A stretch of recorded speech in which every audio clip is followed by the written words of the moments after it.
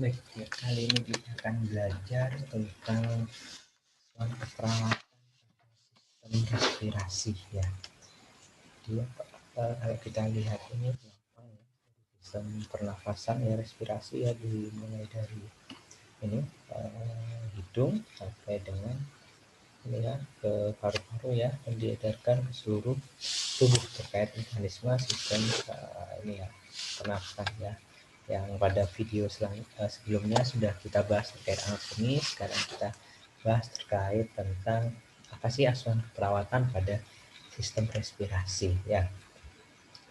Kita singgung sebentar terkait sistem respirasi ya. Jadi respirasi pada manusia adalah proses keluar masuknya oksigen ke paru-paru yang selanjutnya diteruskan ke seluruh tubuh melalui darah ya. Jadi transporternya adalah darah ya.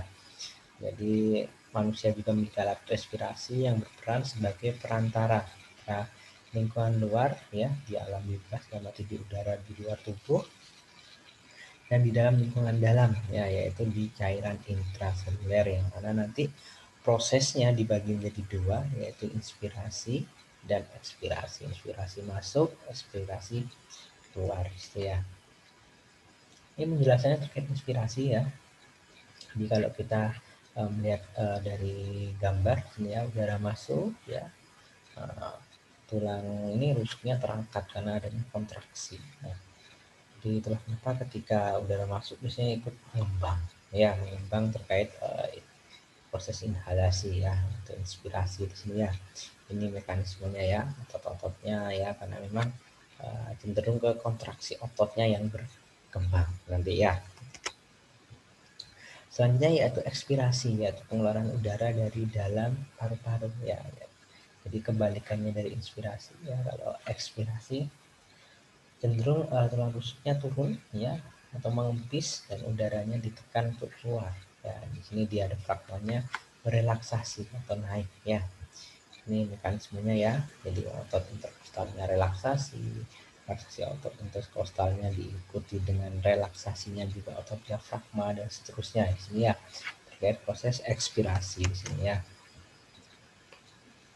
Di sini ada jenis pernapasan ya. Jadi ada pernapasan dada dan pernapasan perut. Kalau pernapasan dada itu dipengaruhi oleh tulang rusuk, otot tulang rusuknya juga, dan tulang dada kontraksi ya, sehingga mengakibatkan volume besar, tekanan kecil dari udara di luar untuk masuk nanti. Itu untuk pernapasan dada. Kalau pernapasan perut ya, otot perut berkontraksi sehingga diafragma melengkung, volume besar, tekanan kecil udara dari luar masuk sini ya. Itu beda dari pernapasan dada dan pernapasan perut sini. Kita lanjut ke kelainan sistem respirasi pada manusia ya, karena kita akan membahas asuhan keperawatan, berarti kita akan membahas sedikit tentang kelainan. Nah, tapi ya pengantar sekilas tentang sistem respirasi. Sekarang kita bahas kelainan pada sistem respirasi. Yang pertama yaitu influenza ya, atau yang sering dikenal batuk pilek sini ya. Jadi penyakit yang disebabkan oleh virus influenza ya, dengan gejala antara lain pilek, jantung tersumbat, bersin-bersin, dan tenggorokan gatal di sini. Yang kedua yaitu asma ya, merupakan suatu penyakit menyumbat pada saluran pernafasan yang bisa disebabkan oleh alergi terhadap rambut, bulu, debu, atau tekanan psikologis dan sebagainya. Banyak sekali faktor pemicunya ya. Asma juga bersifat menurun, bisa diturunkan ke anak ya, jadi resikonya cukup tinggi menurunkan ya. Selanjutnya ya, yaitu tuberkulosis ya, penyakit paru-paru yang diakibatkan serangan bakteri Mycobacterium tuberculosis ya. Nah, di sini sehingga distribusi oksigen menjadi sulit dikarenakan adanya bintil-bintil atau radang pada dinding alveolus. Nah, ini diakibatkan dengan virus TB ya. Selanjutnya ada sinusitis ya, jadi di peradangan pada area sinus yang dalamnya terkumpul nanah gitu ya, itu sakit nyerinya minta ampun ya. Dia ada sinus ini ya, gambar ya, ada nanah, sehingga untuk efektifnya seperti apa, segera dikeluarkan ya supaya tidak nyeri nanti. Selanjutnya yaitu rinitis ya, gangguan radang pada hidung akibat infeksi oleh virus ya, tapi juga bisa dikarenakan reaksi alergi terhadap cuaca, serbuk sari dan debu. Ya, ini rinitis ya, radang ya. Selanjutnya ada wajah adenoid ya, yang diakibatkan oleh pembengkakan kelenjar limfe pada sekitar tekak dan hidung yang mempersempit jalan nafas ya. Jadi penderita biasanya lebih suka bernafas lewat mulut karena adanya pembengkakan, sehingga seperti ada ini ya, menutup jalur nafas dari hidung gitu.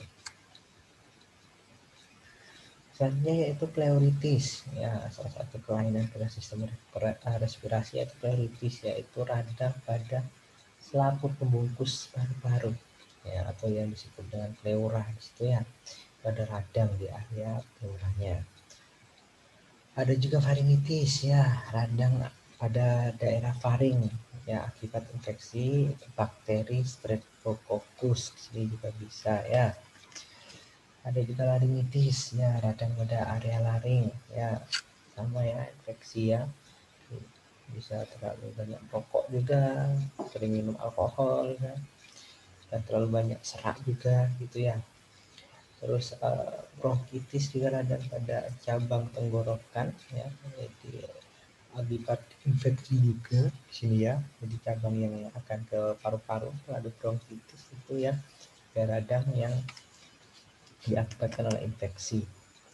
Selanjutnya ada asifikasi, yaitu gangguan pernapasan pada waktu pengangkutan dan menggunakan oksigen yang disebabkan oleh tenggelam.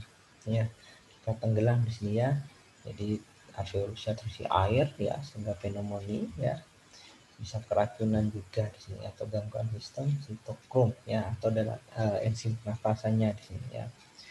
Selanjutnya ada asidosis ya, jadi terkait asam ya, asam basa ya, asidosis. Kalau ini kita bahas asidosis ya, kenaikan kadar asam karbonat dan asam bikarbonat dalam darah, sehingga bisa mengakibatkan pernapasan juga terganggu di sini ya. Ada emfisema ya, yaitu penyakit pembengkakan karena pembuluh darahnya memasukkan udara ya, pembuluh udara ya, termasuk yang hati-hati ya ketika kita memberikan infus ya, takutnya ada udara yang masuk ke pembuluh darah ya, bisa menyebabkan emfisema di sini. Selanjutnya yaitu pneumonia ya, penyakit infeksi yang disebabkan oleh virus atau bakteri pada area alveolus juga ya, yang bisa menyebabkan terjadinya radang pada paru-paru ya, ini cukup sering juga pneumonia ya. Selanjutnya itu kanker ya, ini ada CA ya. Di CA paru sangat berpengaruh terhadap pertukaran gas ke seluruh tubuh ya, karena di sini CA bisa menggerogoti terkait sel-sel yang bagus dalam paru-paru, sehingga bisa mempengaruhi produksi gas ya. Ya, jadi penyakit ini bisa diakibatkan oleh kebanyakan rokok ya, menghirup asap rokok, debu asbes, radiasi ionisasi ya, ada juga karena produk petroleum dan kromium ya, jadi hati-hati ya, bisa mungkin dijaga paru-parunya supaya bagus ya. Kita bahas sekilas tentang sistem oksigenasi ya, atau O2 di sini ya, salah satu komponen gas dan unsur vital dalam proses metabolisme ya di dalam tubuh tentunya ya, karena metabolisme di dalam tubuh memerlukan O2. Jadi tidak ada O2 atau oksigen dapat menyebabkan tubuh secara fungsional mengalami kemunduran atau bahkan dapat mengakibatkan kematian ya. Karena itu kebutuhan O2 ya termasuk kebutuhan utama dan sangat vital ya, termasuk kebutuhan dasar juga bernafas di sini ya. Ini berapa manfaat oksigen bagi tubuh ya. Jadi selain tadi untuk membantu proses metabolisme, juga dapat membantu mempercepat pembentukan energi ya, atau molekul ATP ya, adenosin trifosfat di sini ya.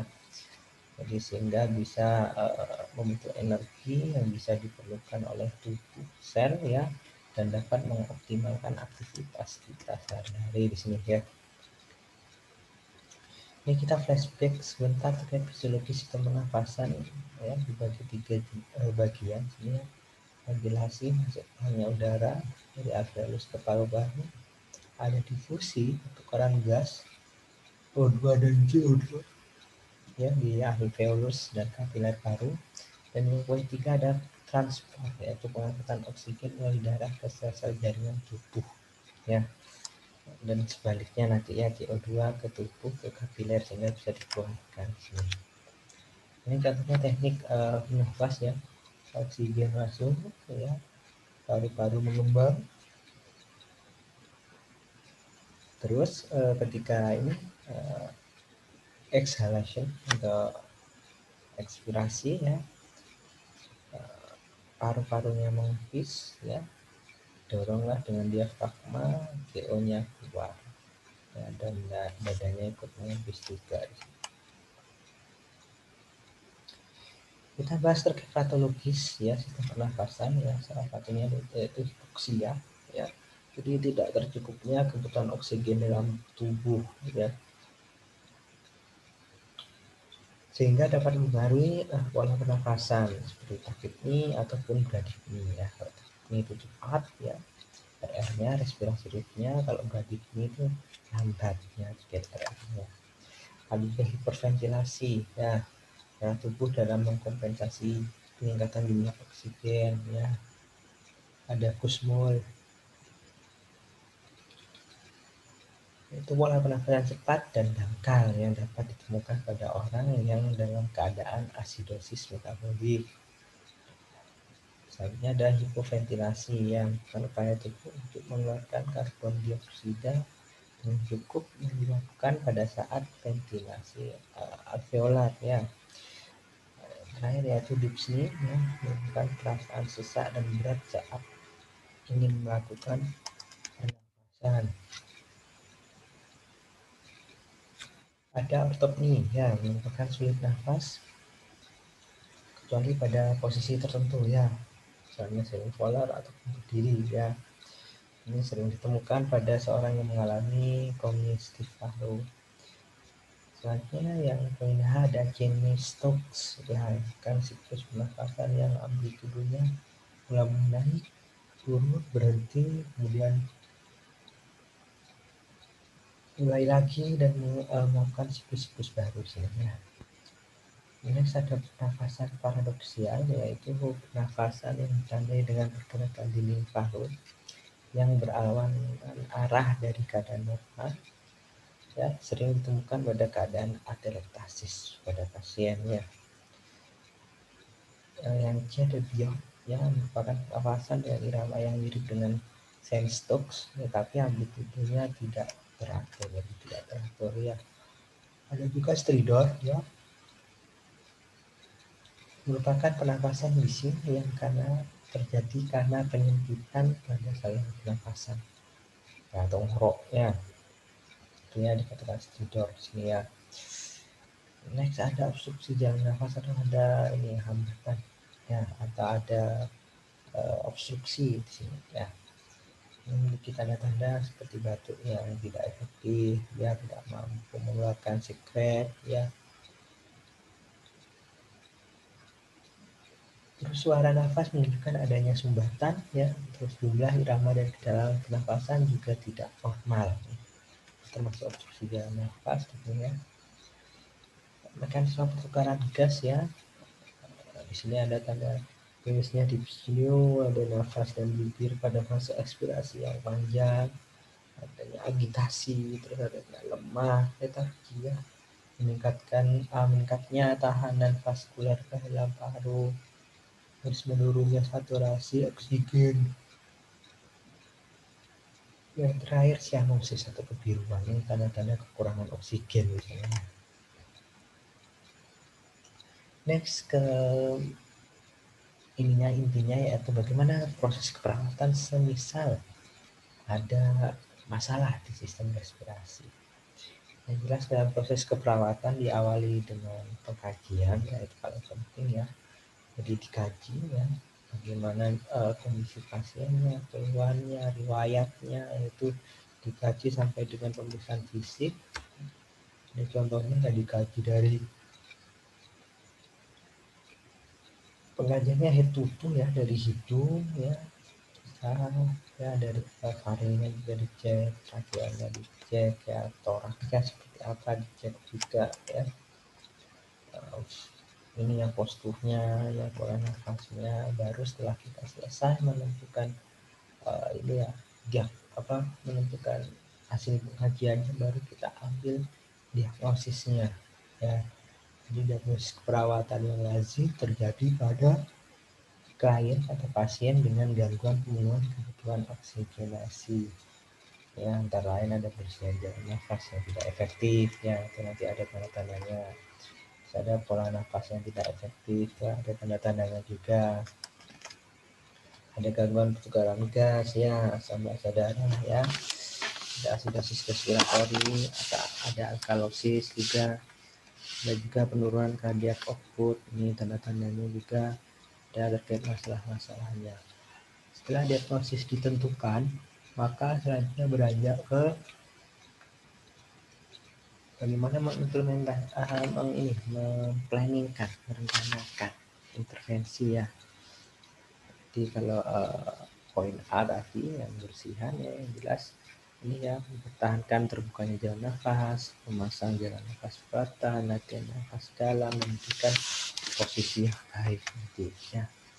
Juga ada penyisapan lendir ya atau section ya, juga ada kemudian obat bronchodilator, itu juga bisa dilakukan dalam intervensi ya.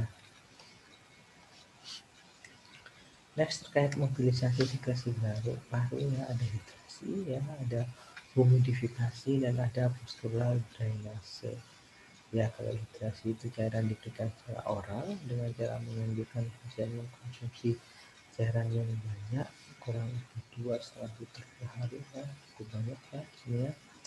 Ada juga humidifikasi ya, pengisapan uap panas untuk membantu mengecerkan atau melarutkan lendir. Dan juga terakhir ada postural drainase, strategi khusus yang digunakan agar kekuatan gravitasi dapat membantu di dalam pelepasan sekresi bronkial dari bronkiolus ya. Jadi seperti ini ya, seperti di tepuk atau ini dialiri ini alat khusus yang supaya ini ya bisa membantu ya terkait sekresi dari paru ya. Next yaitu mempertahankan dan meningkatkan perlindungan paru ya, bisa dengan cara latihan nafas sini ya. Jadi di sini ada teknik yang digunakan untuk menggantikan defisit pernafasan ya, jadi jenis-jenisnya cukup banyak ya, nanti bisa dicek ya. Ada pernafasan diafragma, ada forced deep breathing, ada pernafasan sisi iga bawah, ada pernafasan iga dan lower back ya, dan juga ada pernafasan segmental nanti ya. Next, terkait bagaimana sih pemasangan ventilasi mekanik ya, atau alat yang berfungsi sebagai pengganti tindakan pengaliran atau penghembusan udara ke ruang toraks dan diafragma. Jadi pakai ventilator di sini ya. Jadi alat ini dapat mempertahankan ventilasi secara otomatis dalam periode yang lama ya. Yang dia mengurangi atau mengoreksi hipoksia dan kompensasi tubuh akibat hipoksia ya.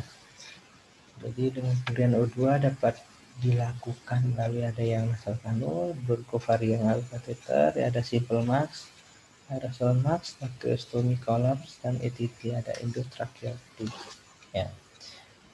Di sini ketika ingin memastikan ya bagaimana kondisi tubuh, bisa dilakukan beberapa jenis pemberian O2 atau oksigen di sini ya. Terus bagaimana meningkatkan transportasi gas dan cardiac output ya. Jadi ketika ada kondisi yang urgent dan butuh segera, itu bisa dilakukan dengan resusitasi jantung paru di sini. Jadi secara umum intervensi perawatan bisa menyakup ada health promotion, itu ada ya, ada dari rokok, ventilasi, masker APD dan sebagainya ya. Dan juga ada health restoration and maintenance ya. Jadi ada restorasinya juga, ada maintenance-nya, ada istirahatnya ya. Yang jelas mempertahankan jalan nafas ya, terus teknik dan postural drainase juga diajarkan, section dan sebagainya ya. juga menghilangkan rasa takut, ya, mengatur istirahat dan mengurangi usaha bernafas dengan ventilasi yang memadai, ya. Jadi intinya ya tetap berlatih sendirinya. Enak bagaimana mempertahankan eliminasi dengan memberikan makanan berserat dan ajarkan latihannya. Bagi saya, jadi mencegah dan mengawasi potensial infeksi dengan menekankan prinsip medical asepsis juga bisa di sini, ya. Untuk yang poin 7 yaitu terapi ventilasi, dan poin 8 adalah postural drainase dalam dada. Nanti bisa ada penjelasan khusus ya, kalau ventilasi udah jelas ya tempat masuknya ya. Kalau drainase ini terkait ini ya, drainase dada ya terkait ini bagaimana mencegah ya supaya ini ya tetap bisa optimal nanti dalam proses pernafasan. Untuk implementasi intinya sama dengan intervensi. Kalau intervensi itu merencanakan, implementasi itu sudah diterapkan ya. Jadi kemudian latihan nafasnya diterapkan, atau efektifnya diterapkan, jadi oksigennya diterapkan, fisioterapi dadanya juga diterapkan, suction atau penghisapan lendir juga diterapkan nanti ya. Itu kurang lebih ini ya terkait topik asuhan keperawatan pada sistem respirasi ya. Semoga cukup ini ya, cukup membantu terkait ini ya mekanisme dalam asuhan keperawatan sistem respirasi ya. Monggo misal ada yang kurang jelas bisa langsung diskusi di komentar juga bisa ya. Semoga materinya bermanfaat. Mungkin untuk sementara ini bisa saya akhiri terlebih dahulu. Terima kasih.